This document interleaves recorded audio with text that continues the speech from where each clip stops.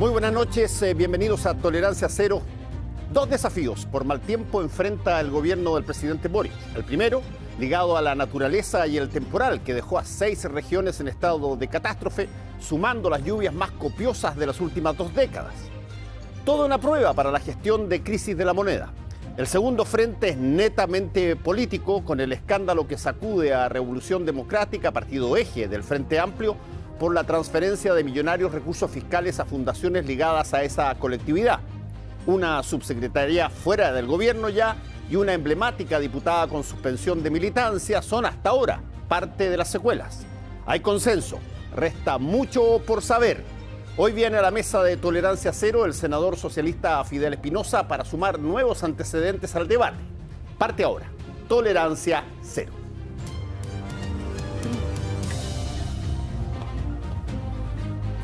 ¿Qué tal? ¿Cómo están? Mónica. ¿Cómo está? Francisco. Jorge. ¿Cómo estamos, don Fernando? Ya. Ya, pues empecemos. Vaya semana. Uy. Vaya semanita. Nunca mejor dicho, llueve sobre mojado, ¿no? Vaya semana. Bueno, pero yo quería empezar con una de tus frases en la introducción, que es: queda mucho por saber. Bueno, y queda mucho por saber. Yo creo que es súper importante además en el periodismo dar los créditos cuando corresponde. Hay que decir que el Ministerio de Vivienda, respondiendo a una denuncia que comienza a seguir su hilo la periodista Paula Comandari en Mesa Central de Canal 13, aclara al MIMBU que era cierto que había personas de la Fundación Democracia Viva, que habían puesto el nombre, haciendo funciones en el MIMBU, en la Seremía de Antofagasta, funciones de rendición de los mismos proyectos que se adjudicaba Democracia Viva. Ahora, aclaran que no es que no sean funcionarios públicos con contrato en el Estado, que además tenían contrato en Democracia Viva, pero sí tenían doble función. Eran juez y parte, por lo tanto es gravísimo igual. Juez y parte, o sea, evaluar o hacer rendición de los proyectos que se ganaba esta fundación. Ahora, puedo agregar de lo reporteado a partir de aquello que tiene el equipo que investigó esto de emergencia al comienzo de la semana pasada, tienen en sus manos 2 contratos, 2 copias de los contratos de estas personas de la fundación, y serían entre 6 y 7, pero podrían agregarse 2 más. O sea, estaríamos hablando alrededor entre 8 y 9 personas, y hay que ver si esto se extiende a otros lugares. Pero esa es la magnitud de lo que se va a entregar, y se va a entregar información al fiscal de parte del ministro de la Vivienda. Va a entregar además antecedentes, hasta donde entiendo, no solo de este episodio, sino que para atrás. ¿Cuánto para atrás? Ojalá, claro, se termine investigando todo lo posible, pero yo de inmediato tiro sobre la mesa que ojalá no ocurra que al final terminemos como se fue en el caso SQM, en un neteo entre que se empieza a tocar a todos, no se investigue nada. Ya hemos tenido episodios así. Entonces, dejo eso sobre la mesa. Francisco. Chuta, tiene tanta arista esto. La verdad es que, bueno, primero, la primera forma como el gobierno abordó esto fue como la tesis del descriterio, y rápidamente uno se dio cuenta de que esto era mucho más que un descriterio. Acá había claramente una forma de pasear el Estado. El problema es si acá había un grupo de frescos que estaban haciendo una chanchullo, como decía la Mónica, digamos. La pregunta es el efecto sistémico. Esto a lo mejor no está solamente en Antofagasta, esto a lo mejor no está solamente en el Ministerio de Vivienda. La pregunta es cómo puede ser que un funcionario puede sacar 426 millones y entregarlo así nomás, sin nada, sin una concursabilidad, sin nada. Porque hagamos cuenta que aquí no hubiera estado la diputada Pérez, acá no hubiera estado la pareja, no hubiera estado el jefe de gabinete, acá hubiera sido otra entidad, digamos nosotros 4. Y el Ceremi nos puede entregar 426 millones de pesos así nomás, si es mucha plata. Entonces el punto de fondo, más allá de las implicancias políticas que las vamos a hablar, y las vamos a hablar con el senador Espinosa, etcétera, es que hay una cosa sistémica, y que yo no digo que sea propia solamente de este gobierno. Esto posiblemente hacia más atrás van a salir otras cosas, pero ¿cómo es posible que el Estado se pueda vaciar de esta forma con cosas que no sirven además para nada? O sea, unas mangueras que pusieron ahí que no sé cuánto valen en el home center, digamos, y unos conversatorios que no sirven de nada cuando la gente necesita casa. ¿Saben cuántas viviendas de emergencia son 426 millones? 70. O sea, gente que necesita viviendas de emergencia y sin embargo está ocurriendo esto. Yo creo que aquí hay un efecto político, hay un efecto sistémico, hay un efecto que va mucho más allá de este gobierno, pero que sin embargo, dadas las consideraciones por las cuales se instala este gobierno, que es sobre la nueva moral, digamos, le pega muy fuertemente. Sí, como dice Francisco, esto tiene varias aristas. Yo creo que hay algo que tiene que ver con el caso específico y es importante, como decía Mónica, que se investigue y que se investigue sin el ánimo de empatar o de buscar explicaciones de contexto. En general uno lo que tiende a ver son respuestas más bien de carácter corporativa y a lo menos inicialmente otros partidos políticos, más tarde Revolución Democrática, me parece que reaccionaron relativamente bien. Hay una segunda cuestión que tiene que ver con las expectativas. Entre más alto se cae más fuerte.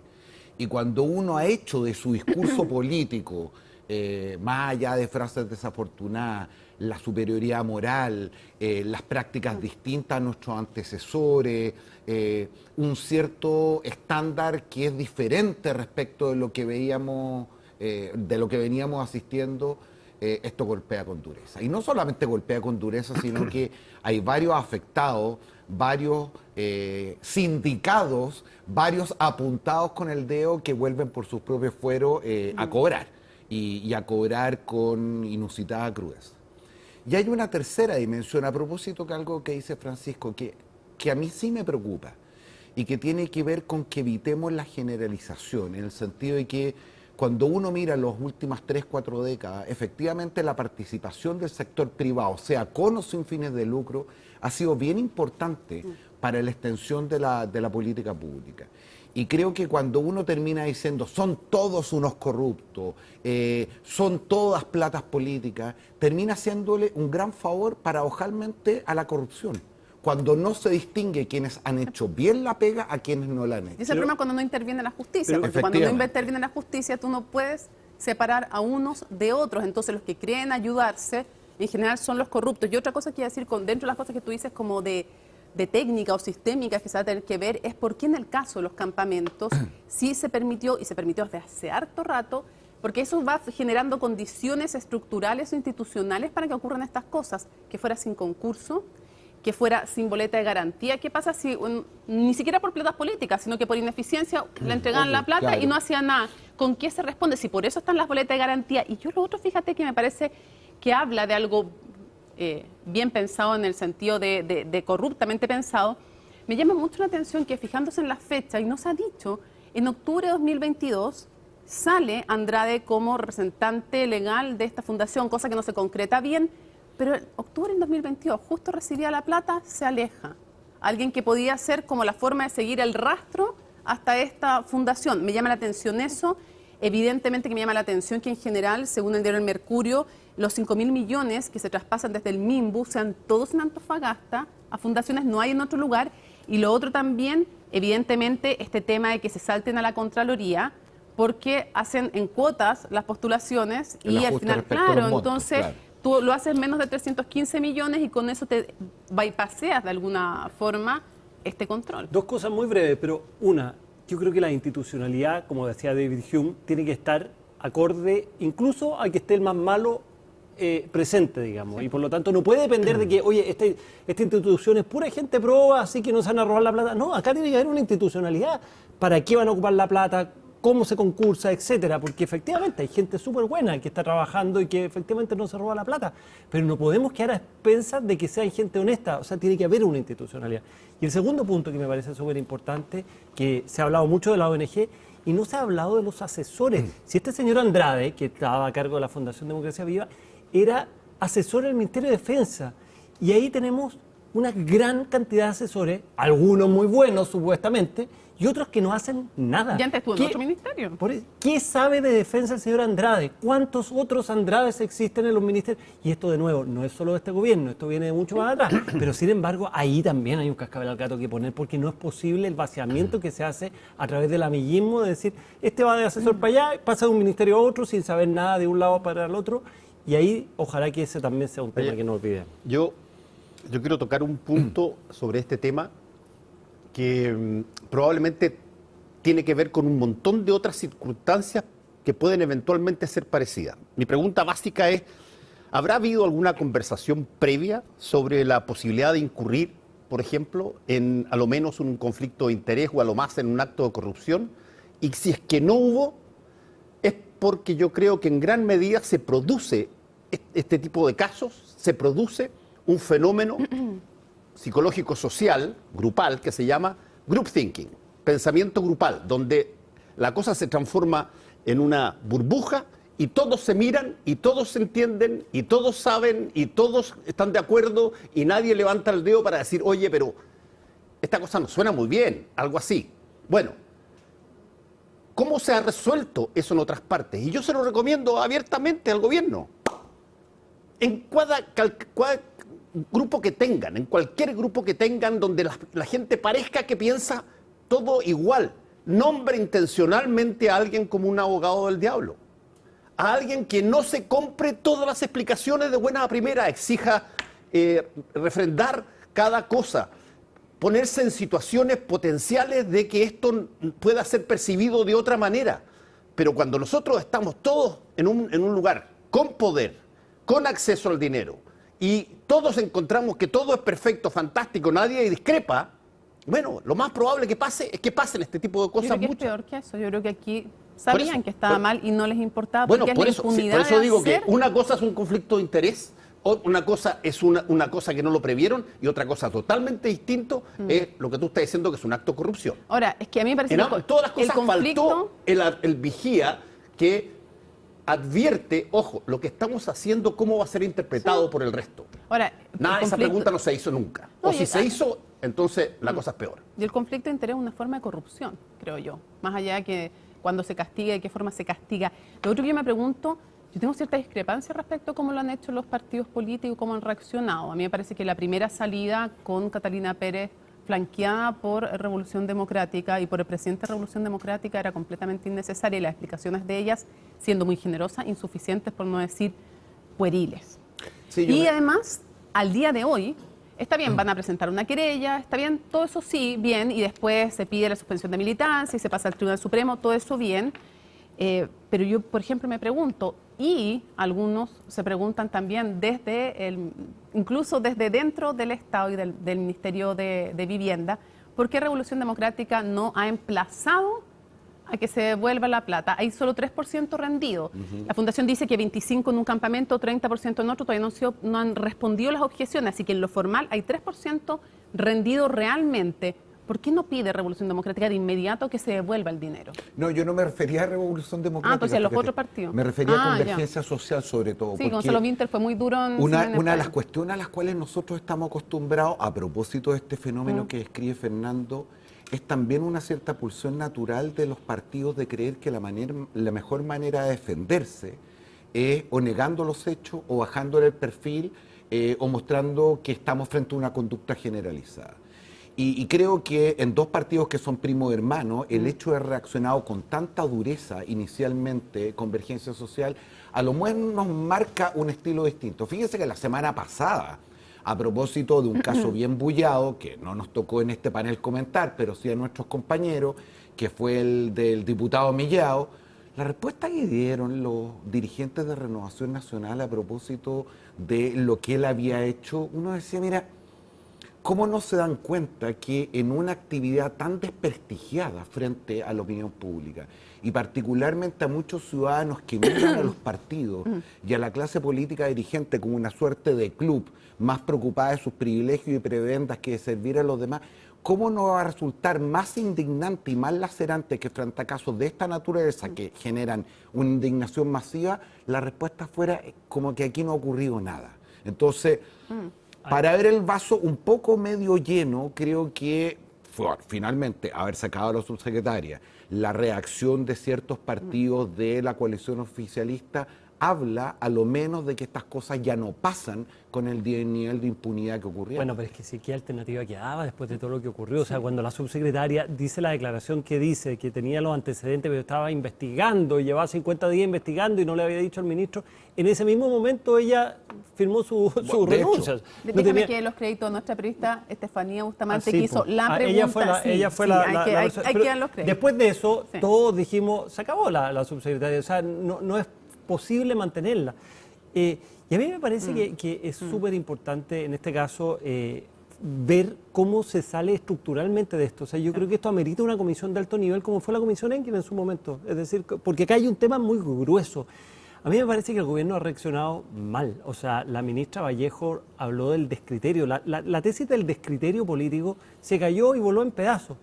Creo que los que mejor reaccionaron fue Convergencia, estoy de acuerdo Gonzalo contigo. Winter estuvo, sí, que va más porque en la salieron línea, duros. bueno, que va más en la línea de lo que dijo el estoy presidente. totalmente de acuerdo contigo que la reacción con el caso Mellado fue grotesca por parte de Renovación Nacional. Eso es absoluto. Ahora, yo encuentro también que hay algo que es importante, que son ciertas señales. He criticado harto ya al gobierno, pero me gusta que se pida la renuncia, no que se acepte la renuncia. Y esto vale para otras veces en que se ha aceptado renuncias y no se ha pedido renuncia. Yo creo que cuando alguien hace algo grave, tiene que pedírsele la renuncia. Nadie hay que andar aceptando renuncia. Y por otro lado, si yo en el comunicado, que fue bien escueto, es cierto, lo hubiera eliminado los agradecimientos por la labor, no porque no haya algo que agradecer, sino porque me parece que no es el contexto para agradecer. Y creo que sí las autoridades del gobierno, que creo que el presidente ha marcado una línea distinta a la de la vocera, ha sido mucho más duro, me parece que lo que sí debieron hacer es explicitar por qué se le pide la renuncia. Porque no basta aunque decía que se le quería mucho en el gobierno, que se le respetaba, que no sé qué más, que hay una responsabilidad política. Aquí hay una responsabilidad política, pero puede haber más. Y una responsabilidad política, no basta con decir hay una responsabilidad política. Yo creo que el gobierno, lo que sí yo le agregaría al presidente y una vocería más clara sobre eso, han estado invitados todos acá, si no los tenemos porque no han querido venir a hacer esa vocería, es decir, explicitar lo que les parece mal. Hoy día se le preguntó en Estado Nacional a Álvaro Elizalde por qué la pregunta fue súper concreta, ¿por qué habían sacado a la subsecretaria? Y terminó hablando de lo bien que lo estaba haciendo el ministro Montes. Yo creo que no. Esos son momentos en que tienen que hablar. Oye, yo en el minuto de confianza de la semana pasada toqué el tema del diputado Mellado y puse un ejemplo práctico, que era que cada uno se pusiera en una suerte de posición contrafactual. El contrafactual es todas esas posiciones hipotéticas que podrían haber pasado, que no pasaron, por lo tanto no es una validez absoluta el contrafactual, es solamente una posición para imaginarse una situación que hubiese ocurrido de una manera distinta. Aquí creo que también la gente que ha estado involucrada y que dice, pucha, pero ¿por qué es tanto escándalo, etcétera? Pónganse un ratito en un contrafactual. Que hubiese habido un gobierno de derecha, sí, que el gobierno de derecha hubiesen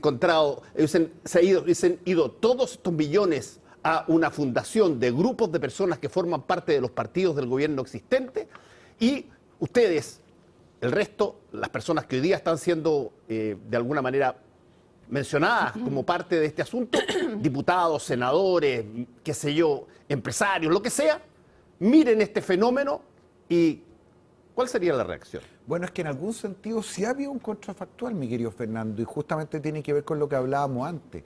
El hecho de que el comportamiento de quienes, o parte de quienes hoy día están en el gobierno, haya sido tan duro cuando estaban en la oposición, y duro en términos del juicio, no solamente el reproche legal, el reproche político y el reproche moral, claro, hace que efectivamente lo primero que se nos venga a la cabeza no solamente la rabia respecto a la objetividad del hecho, sino que la rabia también de muchas personas respecto de lo subjetivo, es decir, cómo se ocupa un criterio tan distinto para efectos de evaluar lo que son prácticas similares. Yo sé que me estoy cambiando de tema, pero ese contrafactual opera, por ejemplo, a propósito hoy día del manejo de la emergencia. Si uno mirara con algo de tranquilidad, diría, mira, está bien, sabíamos que venía esta tromba, se tomaron algunas decisiones, más allá de una frase, pésima frase, de una ministra de Obras Públicas y de un viaje quizás muy inoportuno del presidente, uno no podría decir objetivamente que el gobierno lo ha hecho mal con motivo de lo que ocurrió este fin de semana. Sin embargo, cuando miramos la severidad, por ejemplo, con la que criticaron el manejo de los incendios, y vaya lo que ocurrió con los incendios en este gobierno, el manejo de la crisis de salud, y miren lo que ocurrió, es decir, ahí justamente me parece a mí que está el contrapunto, que insisto, hace que entre más alto nuevamente se caiga más fuerte. Yo creo que en ese sentido a este gobierno le pega muy fuerte esto, porque le pega como en la base de flotación. Este gobierno se le puede perdonar, yo creo que la gente le puede perdonar su falta de gestión, porque bueno, están en la curva de aprendizaje, como diría el presidente, pero a la ciudadanía le cuesta mucho perdonar superioridad moral con la cual se instala para cambiar las viejas prácticas, y una vez más, como tantas veces en la historia, en Chile y en el mundo, de aquellos que denunciaban y que se arrogaban ser la nueva política, los que venían a cambiar las viejas y malas prácticas, caen lamentablemente en la dura realidad, y la dura realidad es esta, es decir, donde hay un grupo de gente fascineroso que se quiere robar la plata. Eso le afecta severamente, porque evidentemente no son todos, evidentemente el presidente no está informado ni involucrado, sin duda, pero al levantarse sobre una ética distinta, le genera un costo muy grande, mucho más allá de los problemas de gestión que podrían existir. Y yo no sé si están de acuerdo, pero encuentro que el elenco muchas veces no acompaña mucho al presidente, porque por mucho que sea muy duro el presidente, cuando él habla, la verdad es que si lo previo no ha sido igual de duro, le quita de alguna manera fuerza también a lo que dice el presidente, porque al principio cuando tú hablas de descriterio no es, o error, también que en general en la política chilena son súper buenos para calificar de error a eventuales delitos y después a delitos comprobados, error. O sea, cuando tú eres amigo de la persona que te pide fondos, cuando has sido además subordinado de su pareja, hacer un contrato entre ambos no se llama error. O sea, eso no es un error, tú no es que te equivocaste, uy, no me di cuenta, era él, chuta, no sabía que era él. Eso es error. Error es cuando tú no sabes quién es el interlocutor, eso podría ser un error. Ahí está el punto. Entonces, ocupar clave, eufemismo o no ser tan fuertes, yo siento que le quita fuerza posterior a lo que dice el presidente. O sea, debería haber una línea, y creo que también las ausencias de vocerías posteriores de otras personas con la misma dureza, porque se puede masticar y además se puede masticar chicle y caminar a la vez. El presidente habló de la emergencia hoy día y además habló de este tema. Lo mismo podríamos haber esperado de la vocera, de la ministra del Interior. Y yo lo otro que quería agregar, siento que igual la tendencia a la superioridad moral se da y se ha dado en otras ocasiones. Yo creo que efectivamente en un momento de la historia, la Concertación tuvo un capital moral respecto, y lo tiene respecto a los derechos humanos. ¿Quién podría negar que estuvieron en el lado correcto de la historia cuando combatieron una dictadura? Me parece que es innegable, ¿no? Pero eso no era inagotable. Cuando llegan al poder y se quedan tantos años y empiezan a aparecer escándalos de corrupción, ellos no prometieron vamos a ser más limpios, pero sí de alguna manera tenían un capital moral en un ámbito que en otro pierden cuando también se instalan casos de corrupción que además no fueron castigados, cosa que después voy a abordar. Pero, a ver, Mónica, yo estoy de acuerdo totalmente contigo, pero quiero hacer una pregunta hipotética. Porque de alguna manera alguien puede decir, mira, lo que ustedes están planteando es que acusaron muy brutalmente a una Concertación pasada, la trataron muy mal moralmente en una serie de cosas, y por lo tanto... Muchas veces justificadamente. Sí, no, por supuesto, sí, yo no voy a plantear eso, pero hubo una acusación sobre la base de manejo de un montón de materia. El punto es que cuando tú estás involucrado en situaciones de este tipo, que uno podría decir, ¿cómo sé que estoy involucrado en situaciones de este tipo? Porque, a ver, cada vez que tú mueves plata para cosas que tienen que ver con tangencialmente o directamente contigo o alguien de los tuyos, tienes en el gobierno obligatoriamente que ponerte en la posición de cómo verían las personas en general esta situación que yo estoy haciendo. Si es que estuvieran aquí sentadas todas ellas y nosotros estuviéramos pensando cómo vamos a hacer esta nueva fundación, ¿qué dirían esas personas de la forma en que nosotros lo hacemos? Y normalmente, y eso es una cosa que me abisma todavía, esta lógica de caer en un pequeño grupito que se mira y se encuentra que todo es correcto, tiene la desventaja de que cuando se rompe el cascarón y todos apuntan con el dedo, se te acaban las excusas. Y se te acaba la forma de poder defender algo que en una de esas podría haber sido defendido, incluso si es que se hubiese querido embarcar en una situación de ayuda a los campamentos como era la tesis, pero desde un punto de vista donde el primer altoparlante para decir lo que vas a hacer tiene que nacer de ti. No tienes que esperar que te lo digan las otras personas. Sí, se me había olvidado algo del tema, que creo que además pega en un pésimo tema, pega en un pésimo momento en medio del intento por sacar adelante la reforma tributaria, además, que ya estaba complicado el ministro Marcel con el portazo de la CPC o el cartazo, como sea, teniendo cosas buenas. Es que ese es el punto, además que siempre como que las cosas que logran lucir en 40 horas y viene otro tema. Tenían, por ejemplo, ¿quién está hablando de algo que fue importante? Y yo no estoy criticando que no hablemos, estoy diciendo que tenemos razón en no estar hablando de eso. Por ejemplo, la Comisión para la Araucanía, que logra incluso tener a parlamentarios del Partido Republicano. O sea, frente de mal tiempo, ya. Entonces, ¿o por qué no hay más atención incluso en cómo están manejando esta emergencia? Que yo coincido, han tenido aspectos positivos, aun cuando hay otros, por ejemplo, yo creo que no veo mucha coordinación con el gobernador Orrego, que creo que es una figura que, lo estoy diciendo, buen dicho cuando digo aprovechar, deberían aprovechar de sumar a todas las manos que también tenemos tengan. un problema institucional, porque los gobernadores no tienen ninguna atribución. Entonces los gobernadores para esta crisis lo que hemos visto es pidiéndole al gobierno cosas. Pero lo sumaron.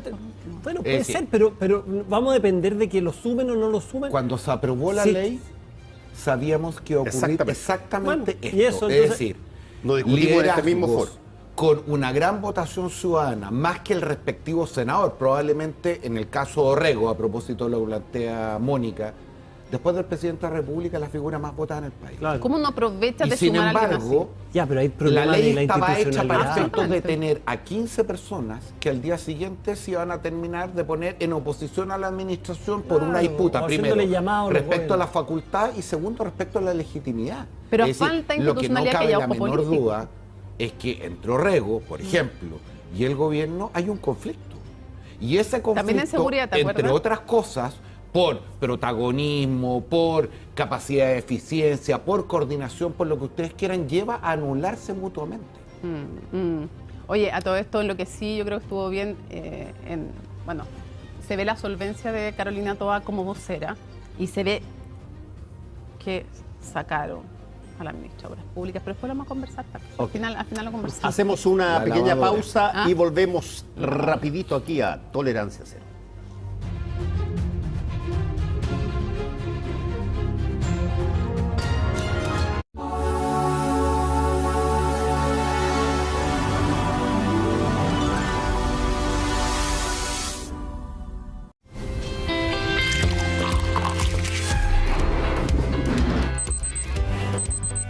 Para empezar un nuevo día necesitas estar bien informado y en CNN Chile te acompañamos en el inicio de tu jornada.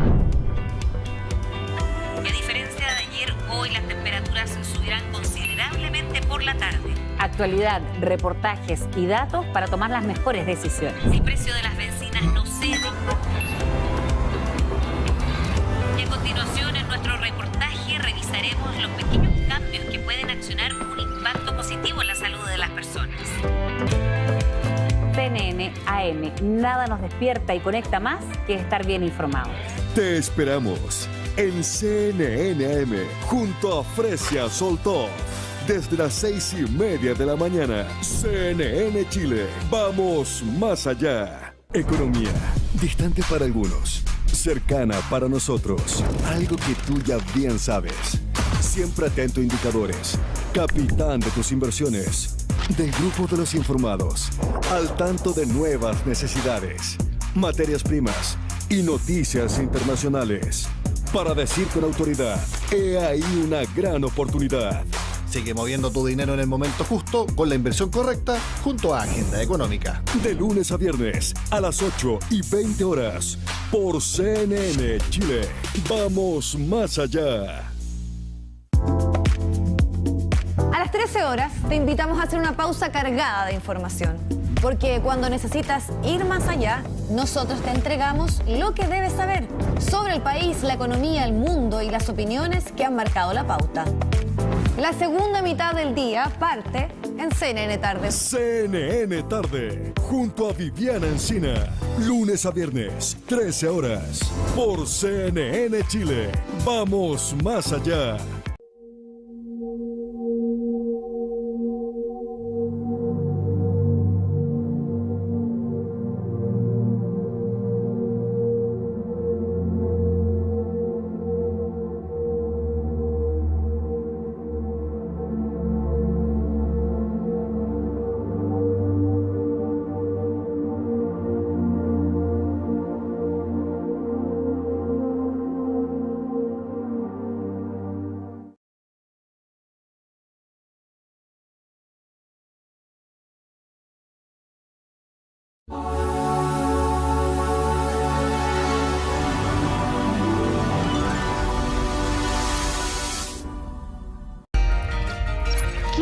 mundo sería todo esto, pero con más color, como el desierto cuando está florido. Y así damos la bienvenida al desierto florido, un fenómeno que llena de color nuestro país. A nuestros días le haría bien un poco de calma, como la que se siente allá, en las Torres del Paine. Y las Torres del Paine realzarán aún más su belleza, con las nevadas que recibirán por la tarde. Riquísimo el café y sería mucho más rico si llegara la brisa de La Serena. Y La Serena estará despejado con agradable brisa marina. Hay que aprovechar muy bien estas verduras y estas frutas. La falta de precipitaciones afecta a gran parte del país. Acompáñanos en CNN Tiempo, donde conocerás el clima para disfrutar de tu tiempo. CNN Chile, vamos más allá. En la era de la información queremos ayudarte a navegar por las noticias. Noticias que cambian al mundo. Algunas nos inspiran, otras nos hacen ser conscientes. Noticias en contexto y perspectiva que movilizan a las masas y se producen cuando menos lo esperamos. En un mundo con múltiples fuentes de información, te ayudamos a conocer lo más relevante del día en Chile y también en el mundo. Te invito a descubrir lo que hoy es noticia. Hoy es noticia con Matilde Burgos, de lunes a viernes a las 16:30 horas. CNN, vamos más allá.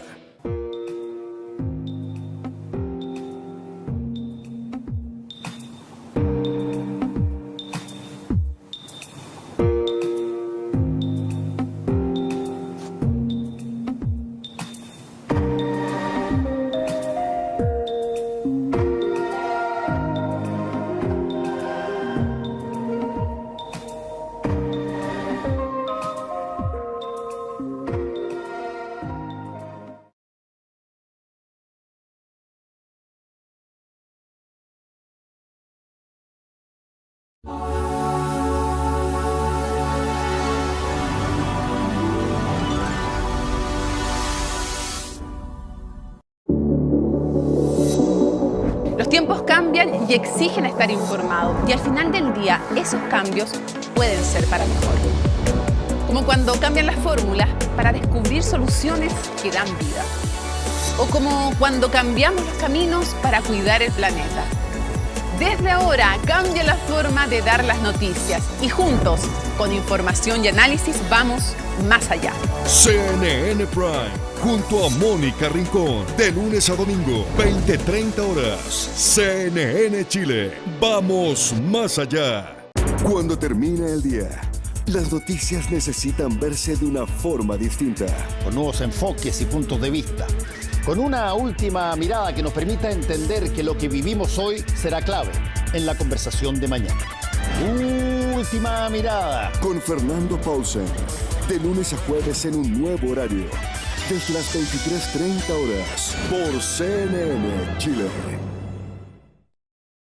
Hoy necesitamos ir más allá, darle una vuelta a las cosas.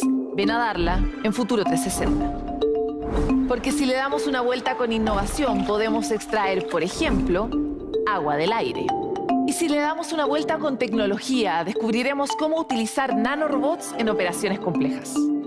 O si le damos la vuelta usando la ciencia, podemos sorprendernos o incluso llegar a vivir en otro planeta. Información de hoy que tendrá impacto en el futuro de todos y todas. Futuro 360. Ciencia, innovación y medio ambiente. Estamos de vuelta ya en Tolerancia Cero con nuestro invitado, el senador socialista Fidel Espinosa. Muchas gracias. Gracias por estar con nosotros. Muchas gracias por la invitación, llegando recién de la hermosa región de Los Lagos, pero en primer lugar aprovechando para solidarizar, por cierto, con nuestros compatriotas que acá lo están pasando mal, producto de los temporales en toda la zona central.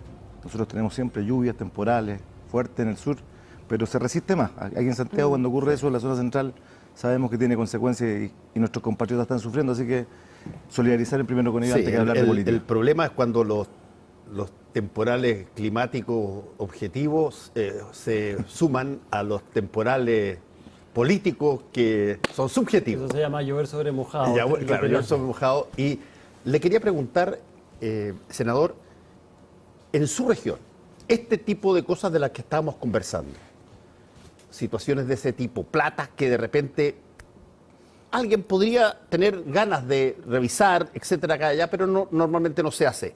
¿Ustedes tienen noción de situaciones similares a lo que pasó en el norte? A ver, yo quisiera en primer lugar señalar con mucha responsabilidad de que valoramos enormemente el rol que ha tenido la Fiscalía por la rapidez en que está actuando. Lo dijimos desde la Comisión de Vivienda que me corresponde presidir del primer día. Hay que incautar rápido computadores, celulares, para que no se pierdan evidencias importantes. Me refiero al caso de Democracia Viva. La Fiscalía, ¿no es cierto?, de una u otra manera ha tomado este caso con una enorme responsabilidad, porque yo creo que lo que Chile hoy día ya no resiste más son temas de corrupción, provengan del lado que provengan.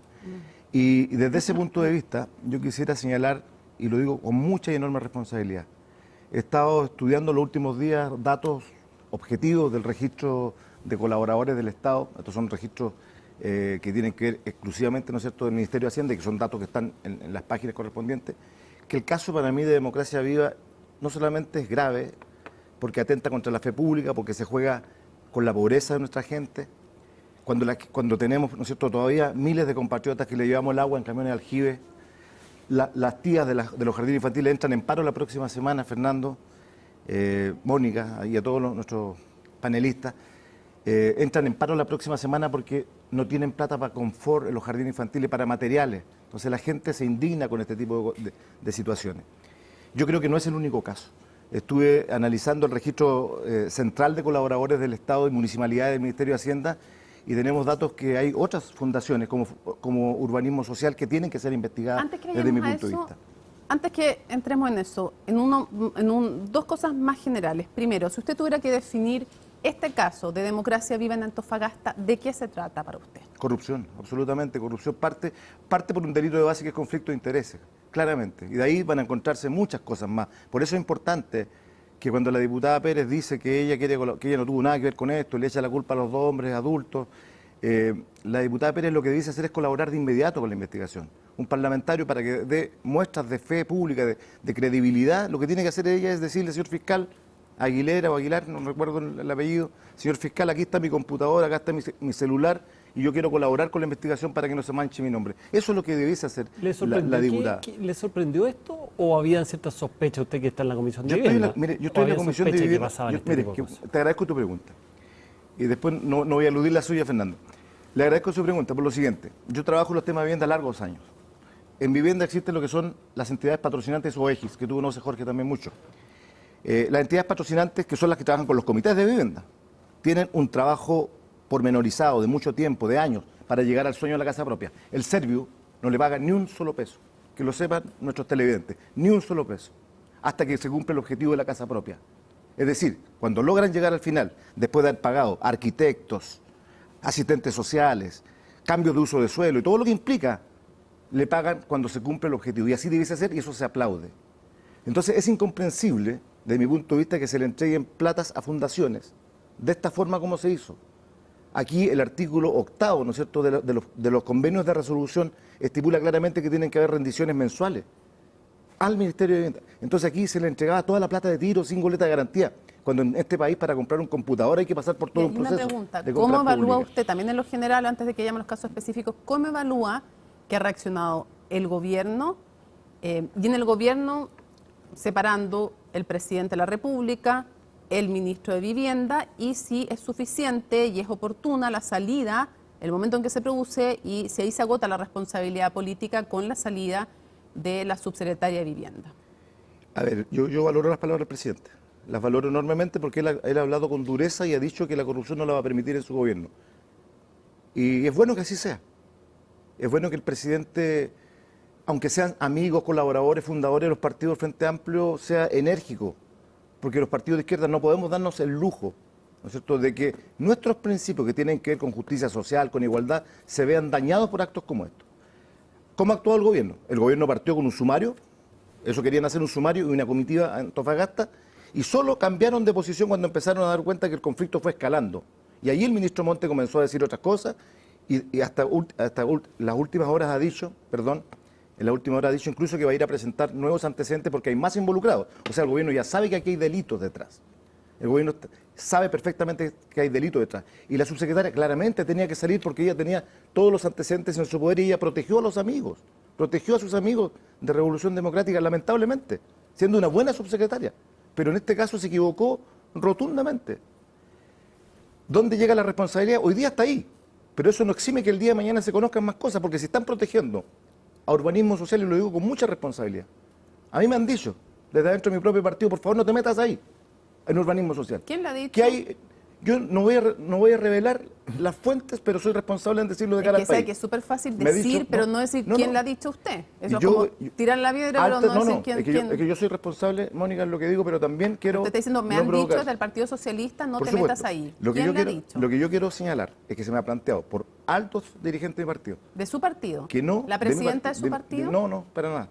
Pero quiero ser claro en decir lo que voy a plantear.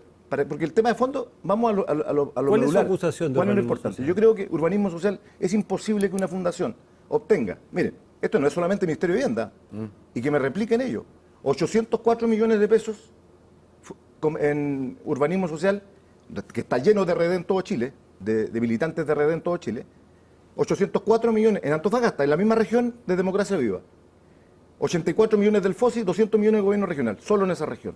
Más de 534 millones en convenio en la región del Biobío, donde están todos los amigos también allí, desde la delegada para abajo, van a tener que dar respuesta. ¿Para qué decir en el Maule? En el Maule es un escándalo. El Ceremi ya no debiese estar en el cargo. O sea, ¿a quién están protegiendo? El Ceremi fue parte de esta misma fundación, fue parte directiva de la fundación y llega a la Ceremía y le empieza a traspasar recursos. ¿No es cierto?, a la misma fundación que trabaja. Ahora, para poner todo lo antecedente en la mesa, ellos dicen, para poner todo lo antecedente ante la mesa, aquí no conozco a nadie, hemos dicho todo lo que hay que decir, pero para poner todo lo antecedente, el Ceremi dice, yo me inhabilité. Primero, yo hasta antes de 6 meses estaba ahí, pero déjeme terminar porque la gente no sabe este caso, entonces, hasta 6 meses antes yo fui parte por 6 años de esta fundación, pero cuando tocó el caso de la entrega de recursos me inhabilité, justamente por haber sido parte de esta fundación. Ahora usted puede decir lo que quiera decir, pero hay que poner todos los antecedentes para que la gente se ponga... Y para terminar, porque no alcancé a llegar a mi región, en mi región, urbanismo social, 980 millones de pesos, en un año. Aquí tengo las resoluciones del Maule. Mire, qué fácil es inhabilitarse, pues. Si firma para abajo mi subrogante, que es de mi propio partido, para exhibirme de responsabilidad. Para que seamos súper precisos, ¿usted dice que la subrogante es RD? Porque yo revisé y no es RD. No sé, a mí lo que se me ha planteado, ¿no es cierto? A lo mejor, ¿no es cierto?, no es del partido de Revolución, pero es de su sector lo político. Cual no inhabilita lo que usted está diciendo, pero solo quiero ser súper precisa respecto pero que lo no concreto es que es una RD. persona de confianza del Ceremi del Maule. Ya, subordinada. Y tenemos 3 resoluciones el mismo día, la 1387, la 1388 y la 1389, que dan cuenta claramente, ¿no es cierto?, que en este caso puntual fueron firmadas el mismo día, 15 de diciembre, a la misma hora, y con el mismo beneficiario, en este caso la misma Fundación Urbanismo Social. Yo lo único que estoy diciendo... Senador, ¿y usted tiene antecedentes de que ahí no se hicieron las cosas que se tenían que hacer, tal como con Democracia Viva? Es que eso es lo que quiero... Tengo que partir a hacer una aclaración. Junto a otros profesionales, yo pertenezco a una suerte de consejo asesor de urbanismo social y obviamente de carácter pro bono. Expliquemos a la gente que es pro bono, es que trabajas gratis. Exactamente. Es que no toda la gente tiene que saber qué es pro bono. Está bien, en la cual colaboramos según nuestras propias disciplinas. En mi caso, yo soy abogado. Y traigo a colación esto, senador, no solo porque creo que es una cuestión de transparencia decirlo, sino porque conozco harto el trabajo de esa fundación. Y yo creo que usted tiene el legítimo derecho y la obligación de denunciar todos los actos que parezcan reñidos, no solamente con la ley, sino que a usted le parezcan que no cumplen la función de la política pública.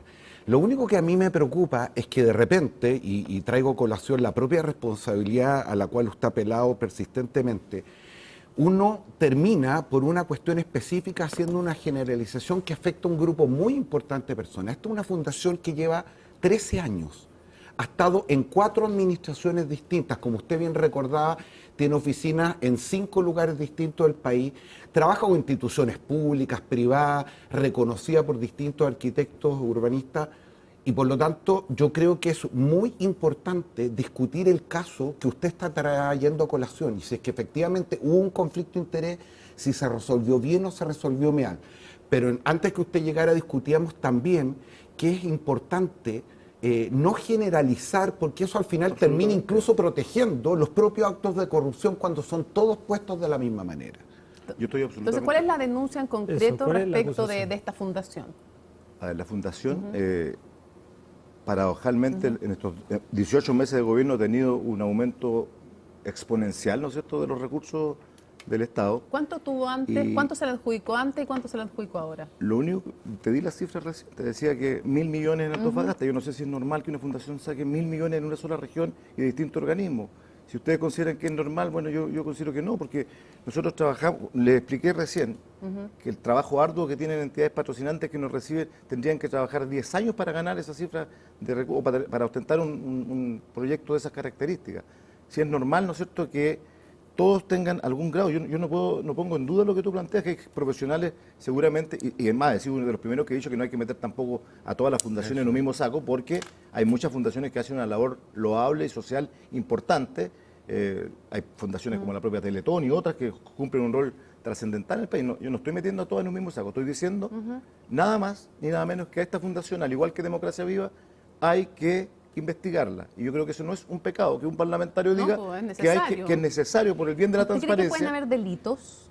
Yo creo que pueden haber elementos que nos permitan llevar a deducir muchas cuestiones importantes en la investigación. ¿Y lo ha denunciado ya Fiscalía? Yo el día martes voy a hacer ingreso justamente, primero, antes de la Fiscalía, un ingreso de petición, ¿no es cierto?, de acuerdo al artículo 8º, ¿no es cierto?, de las resoluciones jurídicas que se plantean en el organismo. Ellos tienen la obligatoriedad de rendir y esas rendiciones tienen que ser públicas. Y por lo tanto esa es la primera información que vamos a recabar para visualizar, ¿no es cierto?, si hay cruces de situaciones que ya se están diciendo, si no son inventos míos, ya se está planteando que hay funcionarios que seguían, entraron al gobierno, en el caso del Maule, hay varios que entraron al gobierno con el Ceremi, y están recibiendo también sueldos de las fundaciones. No sé si en el Maule en particular, pero sí en el norte ya se dice que tenían un doble sueldo. O sea, aquí eso es importante estaban en el gobierno y seguían, ¿no es cierto?, ostentando recursos de la fundación. Es que eso es importante lo que usted nos dice. ¿Por qué? Porque lo que aclaró, entonces a lo mejor usted nos está entregando nuevos antecedentes, porque hoy día, lo decíamos en el primer bloque, el Ministerio de la Vivienda sostiene, reconoce que habían personas con dobles funciones, pero dice, no es que fueran funcionarios pagados por el Estado, que tenían también un sueldo de la Fundación Democracia Viva, sino que era gente que trabajaba en Democracia Viva con sueldo de Democracia Viva y venían a hacer funciones en el aparato público sin sueldo, lo cual igual es grave porque son juez y parte, digamos, o sea, es gravísimo igual, pero estoy aclarando. Sí. Entonces quiero preguntarle si usted tiene algún antecedente, además, que sería súper grave, de en otras regiones que sí existiera, además de esto que ya es grave, doble sueldo. Mira, ¿Tiene algunos antecedentes? Lo antecedente que nosotros tenemos es que efectivamente, ¿no es cierto?, en el urbanismo social habrían indicios que van hacia esa línea. ¿Con dobles sueldos no o sé, con dobles funciones? Con doble función. Que o sea, es tan grave o más grave que lo otro. ¿Por qué? Porque eres juez y parte a la vez. Sí, pues. Actúas, ¿no es cierto?, como un mediador o como un lobista para que... Porque yo lo escuchaba recién y ustedes decían algo muy cierto hace un rato. O sea, cuando ellos dicen que poco menos que aquí no se...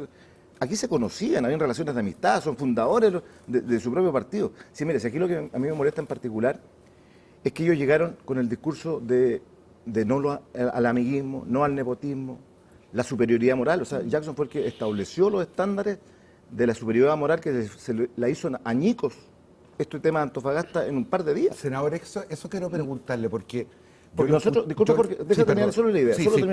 Porque nosotros tuvimos 30 años, ¿cierto? Y hubo actos de corrupción, y nos fuimos duros cuando hubo actos de corrupción en algunos momentos, pero tuvimos 30 años. Genuinamente llegamos al país, recuperamos la democracia. Chile tenía un 45% de pobreza, construimos hospitales, carreteras, hicimos, ¿no es cierto?, obras importantes por Chile, tuvimos que abrirnos al mundo cuando volvimos post-dictadura. Y hubo actos de corrupción, sí los hubo también, pero no en 18 meses, no en 10, 18 meses. Hubo actos que lamentablemente, si hubiéramos sido más duros, no nos hubieran pasado, ¿no es cierto?, la factura con posterioridad. Entonces la corrupción, yo soy de los que digo, por eso con eso termino la idea. A la derecha, se lo digo en particular, cuando he visto tantas declaraciones estos días de parlamentarios de derecha, debiesen estar calladitos. Sí. Porque tenemos el robo descarado en Vitacura, y no es por empatar, sino que digo que la corrupción hay que combatirla, provenga donde provenga. El robo descarado de Vitacura, de 760 millones descubiertos, y una serie de otros casos, parlamentarios presos por cohecho. Entonces, yo en este plano, yo digo, hablemosle al país de frente y esto hay que mejorarlo. Esto de las fundaciones tenemos que mejorar los mecanismos.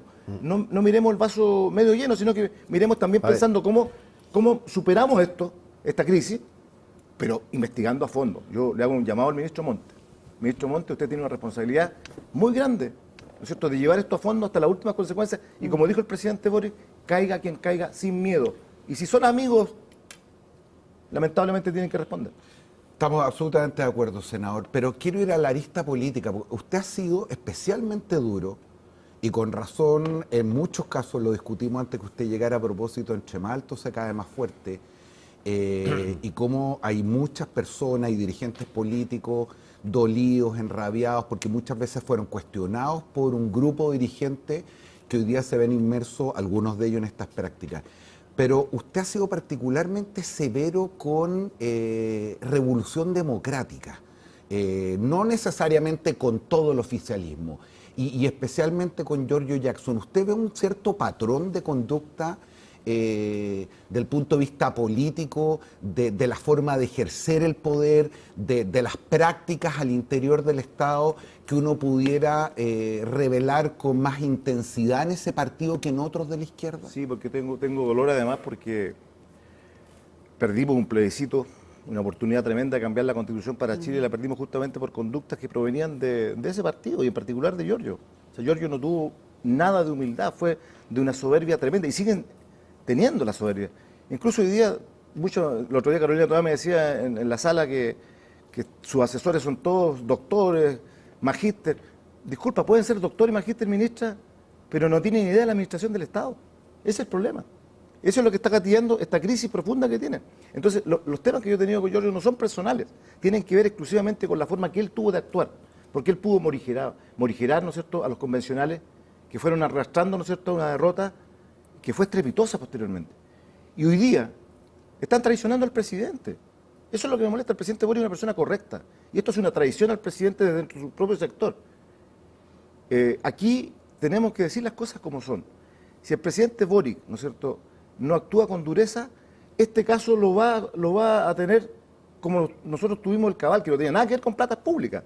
Pero no fuimos tampoco lo duro y suficientemente duro para haberlo terminado allí, y nos arrastró todo el gobierno y perjudicó una tremenda presidenta con la cual tuvimos, como Michelle Bachelet, la gratuidad de la educación y tantas otras cosas. Entonces, este caso, si no se corta de raíz, pero investigando a fondo, porque nadie puede temer porque se investigue. Aquí lo que importa es que las platas se utilicen. Voy a dar el último ejemplo en este sentido. ¿Por qué la gente se indigna? Hace un par de meses atrás, 12 pescadores estuvieron perdidos 9 días en el sur, en mi región. 12 días perdidos. ¿Y sabe cuál era la respuesta que le daban?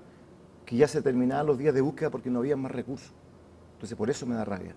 Me da rabia que el otro día las tías de los jardines infantiles fueran a hablar conmigo como presidente de la Comisión de Vivienda para decirme esto, que van a ir a paro porque no tienen materiales para los niños en la educación pública. Senador. Y disculpa para terminar la idea. Y me decían ellas que cuando hablaron con el ministro Marcel le decía que no había materiales porque no hay reforma tributaria. Entonces yo considero que eso no es serio.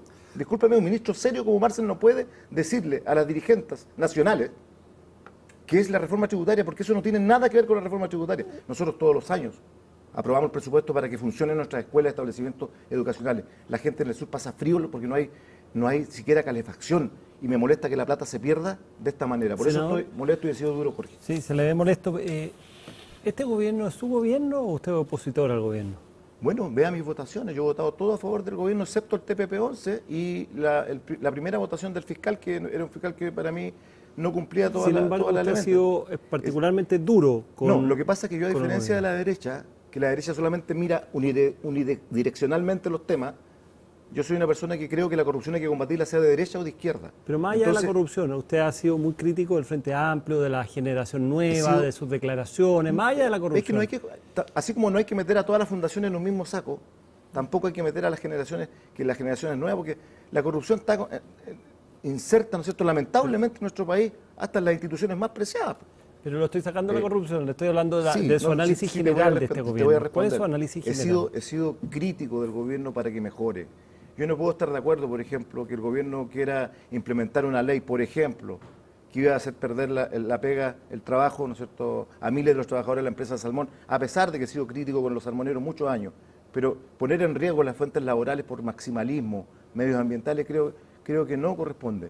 porque hay gente que vive de eso en el sur, todo Chiloé, toda mi región, están vinculados a una actividad que les guste a uno más que a otro, es una actividad que ha ido también mejorando estándares, que tenemos que seguir fiscalizando sin duda. Pero pusieron cosas como esa, yo no las... O sea, porque soy del gobierno me tengo que quedar callado en esos temas por ningún motivo. Siempre voy a defender a la ciudadanía que me eligió. ¿Cuál es su crítica central al gobierno?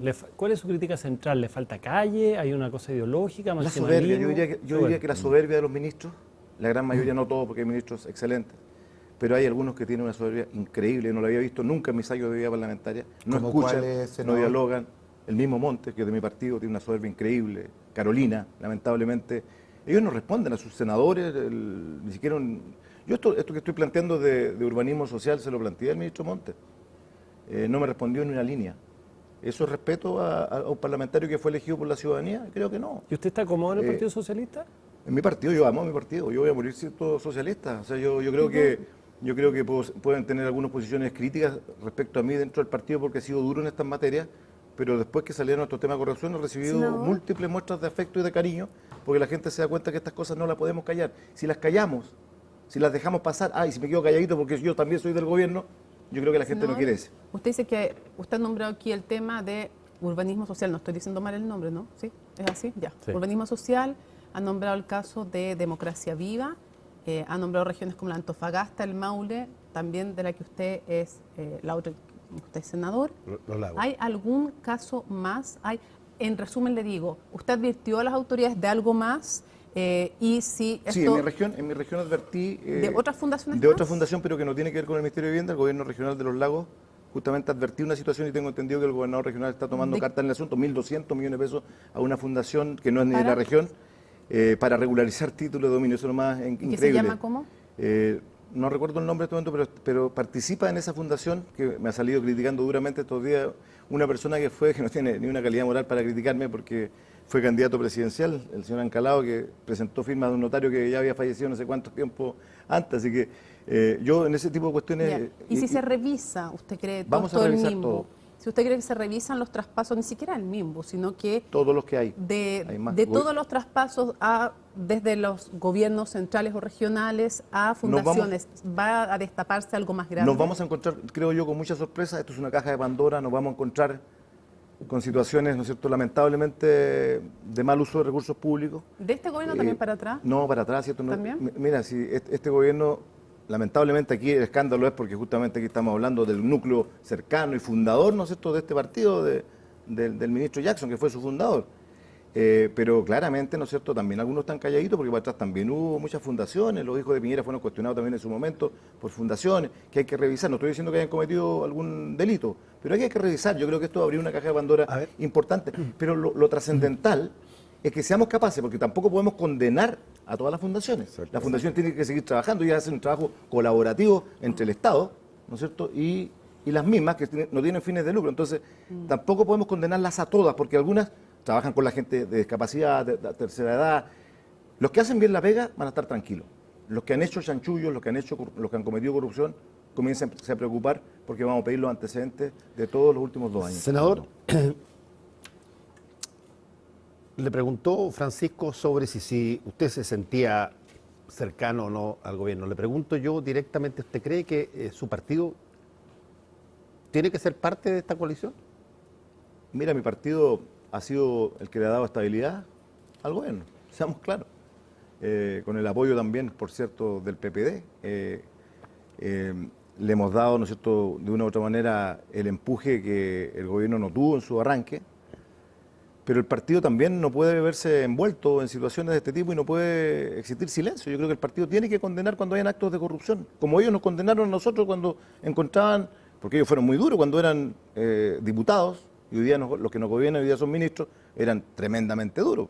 Hablaban atrocidades de los 30 años, que éramos lo peor, de los expresidentes que nos dijeron, incluso Daniel Andrade, hay un video que anda circulando, este mismo personaje, renegado pololo de la diputada, hay un video de él que decía atrocidades y groserías, ¿no es cierto?, respecto, ¿no es cierto?, a nuestra presidenta, Bachelet. Entonces, el Partido Socialista, yo siempre dije, equivocadamente, porque fui minoría en eso, que debimos haber ido en el proceso constituyente junto con los demás partidos, con el PPD. no habernos quedado con el Frente Amplio. Pero en el futuro, ¿no es cierto?, esas decisiones, si bien son decisiones que adopta la mesa directiva, yo creo que estas dos almas que tenemos hoy día igual ponen en complejidades la gobernabilidad, porque las dos almas se expresan en diferentes, diariamente, en diferentes situaciones. Pero repito, el partido ha sido un partido serio, ha actuado bien, le ha dado... ¿Cree que debiera seguir siendo parte del gobierno? O se lo pregunto de otra manera. Es decir, estas dos almas que usted refleja y este sentido de responsabilidad que ha puesto, según usted, cosa que yo comparto, el Partido Socialista para sostener el gobierno. ¿Usted siente que el Partido Socialista paga los costos de los errores de este gobierno más que la propia coalición fundante que lo llevó? Voy a responder las dos. Primero, yo creo que el Partido Socialista va a terminar este mandato siendo parte del gobierno porque es un partido serio, no es un partido desleal. Y en segundo lugar, respondiendo a tu pregunta, claramente que el Partido Socialista también paga costos cuando hay situaciones de este tipo. Pero más costos vamos a pagar si no somos capaces de condenar con severidad estos actos. Si estos actos los condenamos con fuerza y somos capaces de decirle a ellos, porque yo no puedo aceptar que alguien diga, no, hay que tener cuidado, hay que bajar los decibeles, porque no. Esto no es golpear al gobierno. Yo creo que si el presidente Boric ha estado hasta aquí impecable, porque ha sido duro. Fue un error. Pero que esa dureza, presidente, que esa dureza se mantenga hasta el último día, aunque caiga el más cercano de los suyos. Porque si usted actúa con esa dureza, esta crisis se va a superar. Senador, ¿fue un error hablar del descriterio como habló la ministra vocera? Es que lo que pasa es que ahí se generan las contradicciones de las que estamos hablando en este mismo momento. Si tú te vas a lo que han sido las votaciones, porque tú me decías hace un rato que si yo me sentía de la oposición, no, soy del gobierno, yo he votado a favor del gobierno. He votado a favor, incluso fui criticado duramente por votar la ley Naín Retamar y no me arrepiento en absoluto, porque este país merece mayor seguridad. O sea, estas platas debiesen estar más en seguridad, en patrullas, que no tienen los carabineros en nuestras regiones, no tienen ni siquiera para salir a cuidar a la población. En eso debiese estar gastado este dinero del cual estamos hablando. Entonces, ¿fue un error lo de la ministra? Pero claro, por eso voy para allá, porque aunque Mónica siempre me apura, pero yo lo que quiero decir... No, para que no se desvíe. Si no me desvío, si yo respondo a las preguntas. Yo lo que quiero decir es que claro, que primero partieron hablando de descriterio, que esto fue un error político, dijo. O sea, La Torre, acuérdense, usted partió con una serie, tuvo 6 cambios de declaraciones en el transcurso del proceso, hasta que llegó ahora a la suspensión de la mitad. Claro, porque el presidente sale con dureza y a los 5 minutos Camilo Vallejo dice, más allá del descriterio, dice algo más grave, dice que hay un aprovechamiento político. Y eso no es aceptable de una vocera de gobierno. Discúlpeme que lo diga con esa franqueza, porque no hay aprovechamiento político aquí. Bueno, si algunos se quieren aprovechar políticamente de la situación, allá ellos, pero aquí hay un hecho puntual, y es un hecho que ocurre en Antofagasta, grave de corrupción. Senador, una pregunta. También, en general, a todos los que vienen les pedimos que hagan autocrítica en distintos temas, y yo quiero preguntarle a usted, si usted también se hace una autocrítica, ¿fue tan duro en el pasado como es hoy día? ¿Y por qué se lo pregunto? Porque usted estuvo... creo que presidiendo incluso la comisión que investigó Pente SQM.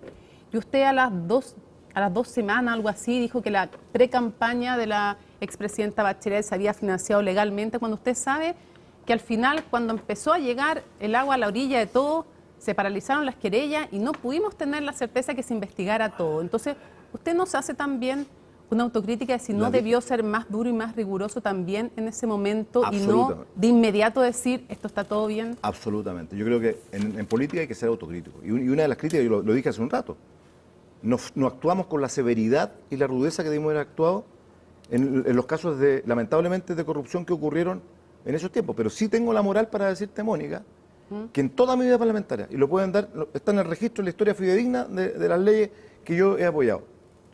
Siempre en los temas de fiscalización, yo he fiscalizado a la derecha y con mayor fuerza a la izquierda. Ejemplo de fiscalización, Correcto. Usted estaba como representante de la alianza gubernamental en ese momento, fiscalizando el financiamiento ilegal.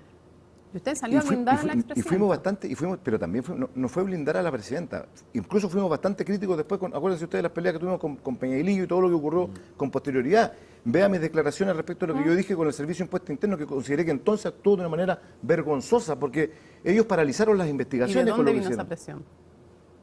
¿De dónde vino esa presión? Bueno, lo tendrán que responder quienes en ese momento dirigían las instituciones. Pero después nosotros nos fuimos dando cuenta. Dijo dónde venía. Nosotros fuimos dando cuenta en el camino, con posterioridad. Por eso yo asumo la autocrítica de ese caso puntualmente. Claro que sí, Mónica. Pero la dureza de hoy día no tiene que ver con eso, sino que tiene que ver con un hecho más todavía claro, que es que Chile no resiste más corrupción. porque pasamos de ser de los primeros países. Antes se hablaba de Chile en Latinoamérica y no aparecíamos ni entre los 10 primeros en la corrupción. Hoy día tenemos corrupción. Tenemos en el ejército lo que está pasando hoy día. Altos mandos del ejército se llevaban la plata para la casa. En Carabineros, 30.000 millones de pesos. Entonces no es un tema de empatar, sino que la crisis de corrupción no puede poner en jaque la democracia. Y eso a mí me preocupa como parlamentario. Bueno, muchas gracias, senador, por haber estado con nosotros en Tolerancia Cero. Volvemos con los minutos de confianza. ¿Le parece?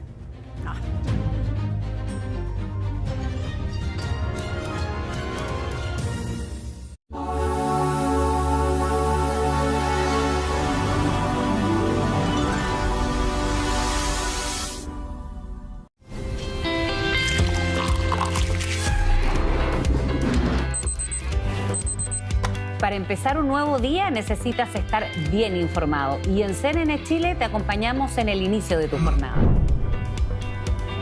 A diferencia de ayer, hoy las temperaturas subirán considerablemente por la tarde. Actualidad, reportajes y datos para tomar las mejores decisiones. El precio de las bencinas no cede. Y a continuación en nuestro reportaje revisaremos los pequeños cambios que pueden accionar un impacto positivo en la salud de las personas. CNN AM, nada nos despierta y conecta más que estar bien informados. Te esperamos en CNN AM junto a Fresia Soltó.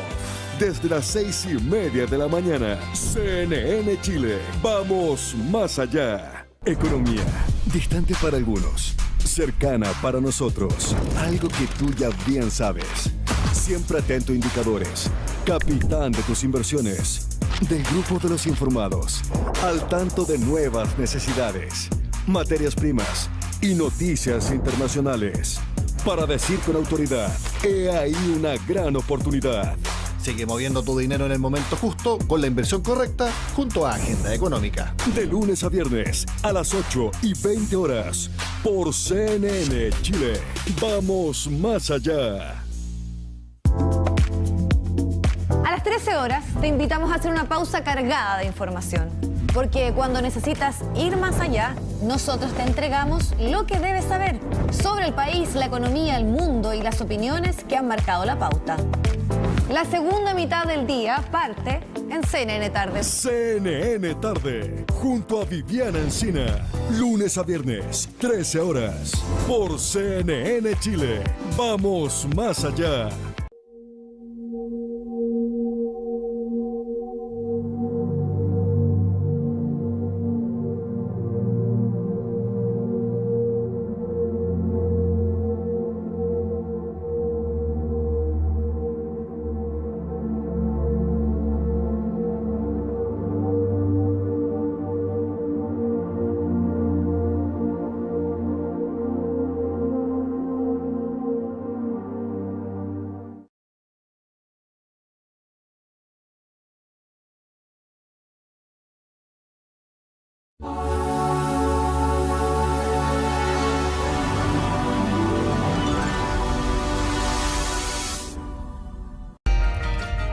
Qué lindo sería todo esto, pero con más color, como el desierto cuando está florido.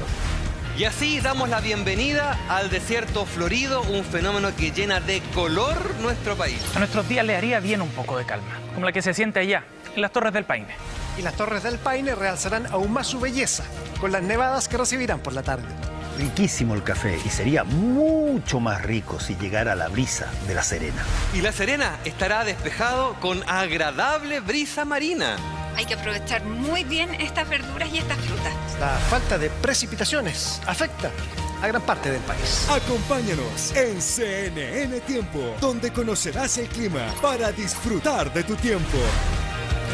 CNN Chile, vamos más allá. En la era de la información queremos ayudarte a navegar por las noticias. Noticias que cambian al mundo. Algunas nos inspiran, otras nos hacen ser conscientes. Noticias en contexto y perspectiva que movilizan a las masas y se producen cuando menos lo esperamos. En un mundo con múltiples fuentes de información, te ayudamos a conocer lo más relevante del día en Chile y también en el mundo.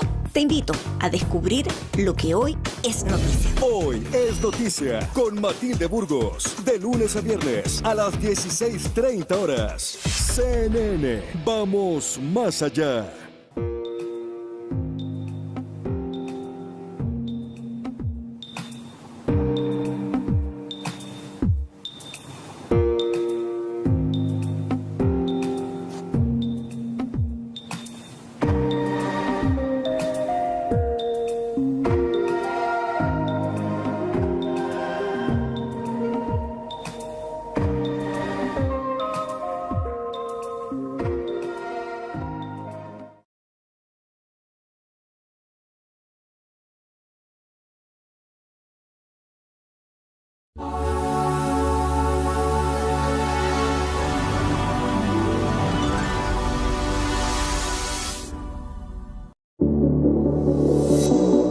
Los tiempos cambian y exigen estar informado, y al final del día esos cambios pueden ser para mejor. Como cuando cambian las fórmulas para descubrir soluciones que dan vida. O como cuando cambiamos los caminos para cuidar el planeta. Desde ahora cambia la forma de dar las noticias y juntos, con información y análisis, vamos más allá. CNN Prime, junto a Mónica Rincón, de lunes a domingo, 20:30 horas. CNN Chile, vamos más allá. Cuando termina el día, las noticias necesitan verse de una forma distinta. Con nuevos enfoques y puntos de vista. Con una última mirada que nos permita entender que lo que vivimos hoy será clave en la conversación de mañana. Última mirada. Con Fernando Paulsen, de lunes a jueves en un nuevo horario. Desde las 23:30 horas, por CNN Chile. Hoy necesitamos ir más allá, darle una vuelta a las cosas. Ven a darla en Futuro 360. Porque si le damos una vuelta con innovación, podemos extraer, por ejemplo, agua del aire. Y si le damos una vuelta con tecnología, descubriremos cómo utilizar nanorobots en operaciones complejas. O si le damos la vuelta usando la ciencia, podemos sorprendernos o incluso llegar a vivir en otro planeta. Información de hoy que tendrá impacto en el futuro de todos y todas. Futuro 360. Ciencia, innovación y medio ambiente.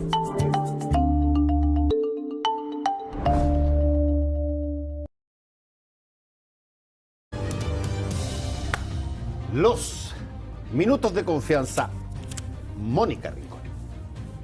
Bueno, este caso vergonzoso en Democracia Viva lo protagonizan personas dignas del Renacimiento, como el representante legal de la Fundación y pareja de la diputada Pérez, Daniel Andrade, un Leonardo da Vinci capaz de pasar de la, comillas, evaluación de proyectos y empresas estratégicas de defensa al, comillas, seguimiento legislativo y articulación política, o una fundación que va desde lo constitucional a campamentos. El problema en todo caso de fondo con la persistente corrupción es la transversal en Chile falta de adhesión a la probidad, que se revela en la amnesia, por ejemplo, o distorsión de hechos, cuando suelto de cuerpo el diputado Edo dice que en los casos de la concertación hubo cárcel. ¿Cuándo? En el aprovechamiento político que se intenta cuando quienes defendieron al condenado Orpiz, por ejemplo, hoy critican al gobierno. Y también falta de adhesión a la probidad de quienes desde el actual oficialismo con pétalos de rosa calificaron de errores actos de corrupción que en otros hubieran condenado implacablemente. Mejor prueba de todo esto es cómo se saldan los casos de corrupción en Chile. Se hacen importantes cambios legales, pero incompletos y sin la necesaria sanción penal. En Chile no se paga con cárcel lo que en otros países sí. Y cuando se pretende cambiarlo, con por ejemplo la nueva ley de delitos económicos, saltan. Tras el MOPGATE hubo acuerdo para hacer vista gorda y transformar platas negras de sobresueldos en supuestas compensaciones para funcionarios mal pagados. Insólitamente se pusieron de acuerdo que no eran tributables. Tras SQM hubo impunidad transversal y se paralizaron las querellas. En Penta, clases de ética. Y en los casos de colusión, 0 expulsados desde los gremios empresariales. Así, venga el siguiente a servirse del Estado o defraudar desde lo privado. Porque en Chile, quien mucho hace, nada teme. Francisco. Bueno, sin previo aviso, salió publicado en el diario oficial esta iniciativa de la Secretaría General de Gobierno en conjunto con el Ministerio de Ciencia sobre la Comisión Asesora contra la Desinformación. Si bien se trata de una idea largamente enunciada desde el principio, desde la campaña de este gobierno y muy enarbolada por la ministra Vallejo, se ha instaurado finalmente esta comisión con la idea de que, comillas, asesore al gobierno en torno a la desinformación. Lamentablemente se trata de una idea tremendamente peligrosa que pone en jaque la libertad de expresión. Está puesta de manera descafeinada en esta norma que solo va a asesorar, etcétera, pero que sin embargo hemos visto la experiencia en muchos gobiernos, en muchos países del mundo, donde se ha buscado coartar a la prensa, coartar la libertad de expresión, aduciendo que los medios generan fake news cuando en general son los gobiernos quienes generan más fake news en la realidad que existe. Por lo tanto, me parece que detrás de esta comisión, que se le ha buscado dar un carácter científico donde no lo hay, porque está compuesta por expertos y esos expertos tienen su posición política, me parece que hay un severo riesgo que puede inculcarse en torno a la libertad de expresión y a la democracia. Yo creo que es necesario que el gobierno dé pie atrás a esta mala idea. Jorge. A ver, mi minuto tiene que ver con algo contingente, aunque no tan sexy rockero como lo de mis queridos contertulios, porque el proceso constitucional y especialmente la participación ciudadana está media alicaída. Y las noticias que en general tenemos del ánimo de los electores no es particularmente esperanzador o auspicioso respecto a lo que viene. Pero el día viernes, como muy bien lo cubrió Fernando con Claudia Hayes aquí, secretaria de Participación, el viernes se lanzaron las iniciativas populares de norma. Más de 1.300 iniciativas que tienen un plazo bien corto para conseguir 10.000 votos y con eso ser vinculantes para efectos de la evaluación que haga el Consejo. Hasta antes que me viniera había 4 que estaban rankeando. La primera, vinculada a la propiedad de los fondos previsionales. La segunda, vinculada a temas de modernización del Estado, una que a mí particularmente me interesa mucho y sí muy contingente respecto a harto de lo que hemos discutido. La tercera, a propósito de temas de seguridad, carabineros y fuerzas policiales. La cuarta, los animales, en fin. Creo que es súper importante cumplir con esa vieja promesa de que la democracia se representa no solamente en las instituciones de deliberación política tradicional, y una muy buena oportunidad para que no nos quejemos después de que cosas que para nosotros eran significativas ni siquiera se discutieron. Así que mi llamado es a todas las personas a revisar esta lista de iniciativas. Pueden votar hasta por 10 cada uno, se vota con clave única, súper ordenado, bien transparente. Y creo que es importante, sobre todo, para subirle la temperatura, el entusiasmo y la importancia a algo tan significativo como es discutir una nueva Constitución. Pues bien, toca a mí. Colecciono proverbios desde el colegio, quizás como una forma de entender a mi padre, que los citaba a menudo. Esos versos del pasado que calzaban a veces tan bien con los sucesos del presente a la hora del miedo, de la duda, de la victoria y la derrota, ligaban generaciones inmediatamente. Quiero humildemente ofrecer 2 a los actuales gobernantes, poseedores de la fuerza impertinente de la juventud y necesitados de algo de pasado orientador que se conoce como experiencia.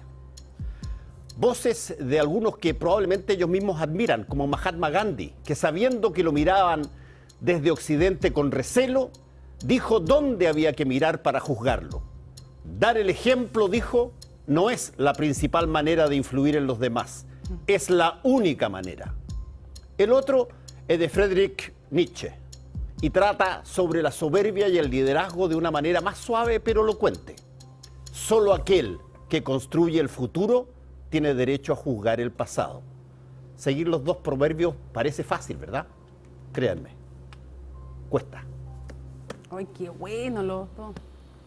Nos vamos. No, ¿quién nos vamos? ¿Quién nos vamos? Todavía nos queda un rato. No, Oye, no, vamos. yo tengo una duda respecto de la joyita de mi querido amigo Francisco. A ver. A ver.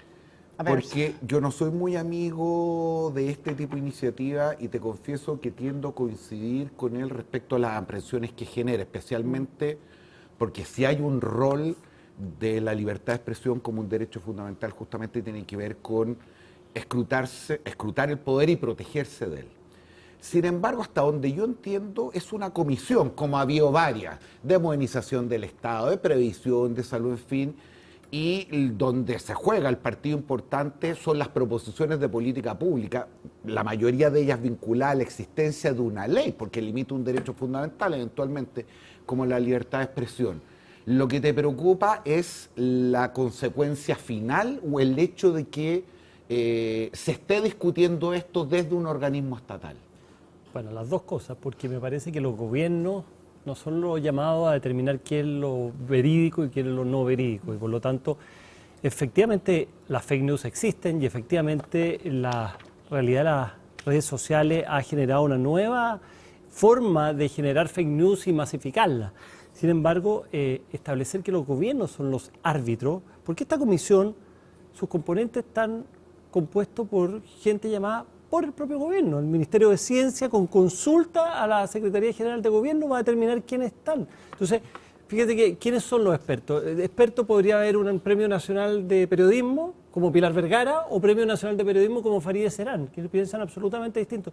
Ahí hay una opinión deslavada, descafeinada. No, son opiniones que tienen un claro componente político. Y por lo tanto, la realidad de las fake news es una realidad.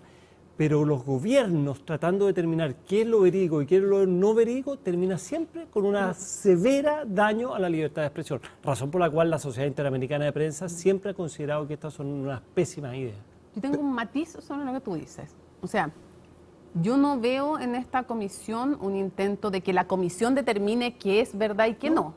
Yo creo que ese no es el objetivo de la comisión. Pero aún así, y haciendo la autocrítica, y creo que tanto las universidades como los medios de comunicación, haciendo la autocrítica también, hemos dejado mucha cancha en no crear estas instancias de discusión que debiéramos, universidades y medios, haber creado para discutir nosotros estos temas. Hecha esa autocrítica y diciendo que no creo que estén buscando determinar qué es verdad y no me gusta una comisión contra la desinformación generada desde o impulsada desde ningún gobierno. Me da lo mismo si es de izquierda, de derecha, de centro, me da lo mismo, porque creo que el peligro justamente es que dirija, en el fondo, una discusión, uno de los entes que debe ser fiscalizado por la información o por los entes que generan información.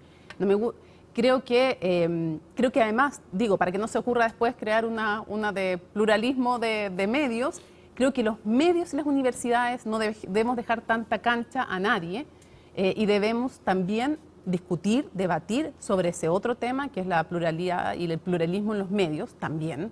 Entonces, pero a mí no me gusta, creo que es complejo porque son objetos de la fiscalización. Ahora, ojo que en Argentina, solo para considerar una cosa, en Argentina se trató de establecer también un observatorio que parte como una cosa inicial, un primer paso, y después termina tratando de abarcar otros ámbitos. Y por lo tanto, por esa razón... Por eso digo que a mí no me gusta nada que venga empujado desde el objeto de la fiscalización, el objeto potencial. Yo creo que hay un punto en esto de la mirada que muchos gobiernos han hecho durante la historia a el curso de los medios de comunicación que hoy día tiene necesariamente que estar cruzada y debiera cruzarse con las nuevas tecnologías que están disponibles.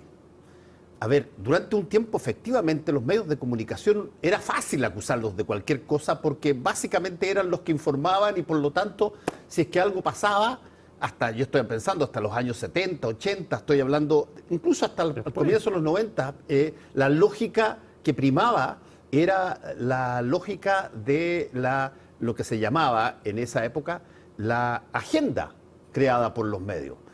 Los medios le decían a la gente las cosas que tenían que pensar. No les decían probablemente muchas veces lo que tenían que pensar, pero sí sobre qué tenían que discutir. Y eso empieza a cambiar en la medida que las personas empiezan a empoderarse con sus propias cosas. El tema de fake news, por ejemplo, es un tema totalmente desprovisto del medio. Los medios que hacen fake news son de este porte, en términos... La cantidad de gente, grupos que se concertan, porque ahora se puede, para poder tirar noticias falsas para ganar elecciones, para hacer determinadas cosas, son mucho más amplias que los medios. Por lo tanto, esta mirada histórica a un mundo como si estuviéramos en el año 60, y creer de que si es que yo administro los medios, eventualmente va a cambiar lo que conversen las personas hace mucho tiempo, perdónenme, están conversando entre ellas. Es que eso último es bien interesante, porque yo creo que nosotros no hemos equilatado el impacto del proceso de digitalización en los medios de comunicación. Es decir, lo decía Fernando, durante 100 años aquí había una opinión, había un parlante y había una audiencia. Exacto. ¿Qué hicieron las redes sociales? Primero, hicieron imposible controlar qué se publica, dónde se publica y cómo se publica. Segundo, le pusieron un vértigo al debate y a las noticias que ya en la tarde, lo de la mañana es pasado. Y en tercer lugar, quizás lo más interesante es que los ciudadanos dejaron de ser simplemente receptores de información y empezaron a emitir sus propios juicios, sus propias historias. La pregunta que yo tengo, sobre todo ustedes que son los periodistas, es ¿qué es exactamente entonces hoy día un medio de comunicación? Un medio de comunicación es un lugar donde básicamente trabajan personas que estudian una carrera que se llama periodismo. ¿Es un medio de comunicación en algún sentido una persona, por ejemplo, que tiene un Twitter con 700.000 seguidores que son potencialmente 10 puntos de rating, más de lo que tienen muchos programas de televisión? Es decir, ¿qué es lo que uno pone en la juguera para eventualmente conversar? Yo creo que todo eso que estás diciendo, todo eso que estás diciendo está arriba de la mesa de conversación, porque no solamente tú has dado en el clavo en el sentido de, y es bien interesante cómo se ponía antes, la fórmula histórica se igualaba a una aguja hipodérmica. Así se creó la primera teoría de los medios de comunicación, una aguja hipodérmica, una aguja que le inoculaba conocimiento, información a la gente que estaba esperando. Y después se genera una situación totalmente distinta cuando aparece el fenómeno de los líderes de opinión. ¿Qué significaba eso? Que había personas en tu oficina, en tu amistad cotidiana, en tu equipo de fútbol, que eran más influyentes para ti que el medio que te da una noticia. Y por lo tanto, ojo, ese tipo de cosas con la tecnología actual digital, pero entiéndeme, se transformó en una cosa muy distinta. A Jorge, que a mí me parece que un medio de comunicación se distingue, entre otras cosas, porque estamos hablando del deber ser, debiera no solo ser un emisor, como puede ser alguien con un Twitter con muchos seguidores, sino que tiene ciertas responsabilidades. Tiene obligación, como no tiene esa persona, de darle voz a todos los sectores. Tiene la obligación de pluralismo, tiene la obligación del chequeo, tiene la obligación de cuestionar al poder a todos, venga donde venga ese poder, y esas en general son obligaciones con las cuales no debe convivir alguien que tiene un medio. Pero algo quería ofrecerle a cualquier gobierno. Me parece mucho más útil que una comisión contra la desinformación, que creo que debemos generarla a nosotros mismos, los medios y las universidades. Me parecería súper interesante si se atrevieran a algo como, por ejemplo, hagan una página de noticias falsas y pongan datos concretos que demuestren las noticias falsas. Chequéense ellos mismos cuando tengan una vuelta de carnero respecto de una posición, tengan la valentía de chequearse ellos mismos, por ejemplo, y darse una vuelta. Entonces, digo yo, eso podría ser también una iniciativa interesante. Solo decir una cosa, que hay veces que es muy fácil determinar cuando es una fake news, pero en la gran mayoría de las veces es súper opinable que es una fake news o que no. Ya vendrá una sección en Última Mirada sobre eso, para que se sepa cómo se hace. Y tú vayas a determinar qué es fake news. Se acabó, se acabó. Te va a chequear. Un martillo, así de fake news. No, lo que viene, y no digo por acá, viene porque así va a ser, es la introducción seria del alfabetismo digital que no se ha hecho jamás. El director nos va a decapitar. Sí. Ya, nos vamos. Sí. No quiero salir de aquí, me asusto. Buenas noches. Tengan ustedes muy buenas noches. Hasta luego. Chao.